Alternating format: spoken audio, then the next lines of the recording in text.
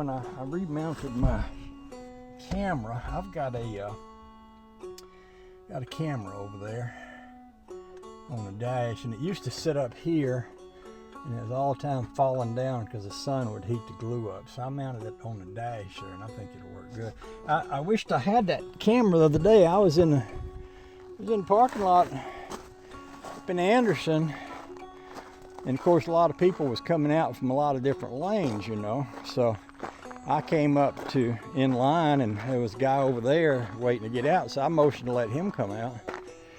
And then when I started to move, this lady behind me came screeching around me, almost hit me, and then nose dived in front of me so that she gained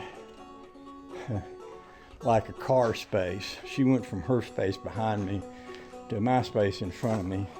And she did it so quickly and so dangerously that it made my blood rise. And I pulled up beside her and I looked at her, and her mouth was forming words, you know, her lips was all curled up like a wild beast, and I could tell that she was calling me names that she probably learned from her daddy when he was working as a mechanic trying to fix a family car. But she hurled out some nasty words that I couldn't hear, and then she screeched out of there and pulled out in front of traffic and screeched down the road. And you know, it was a challenge right then, because the good Lord says to be forgiving and forgiving, and sometimes in the heat of the moment, it's not always that easy to be forgiving, especially, you know,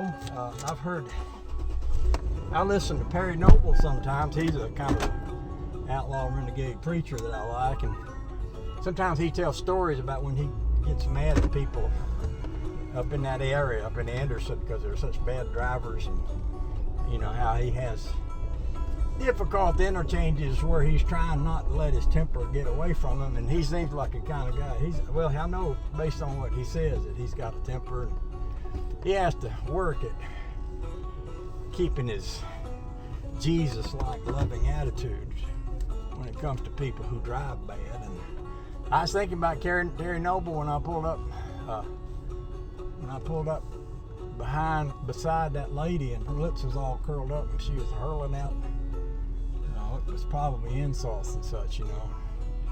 And I thought, yeah, I've thought critical things about him when I've heard him talk about old people, you know, how bad they drive. But suddenly I was feeling the same way about this lady, and I had to pray to the good Lord that he would run the demons off. It was trying to get inside of my head and make me have unkind thoughts towards somebody I didn't even know, you know.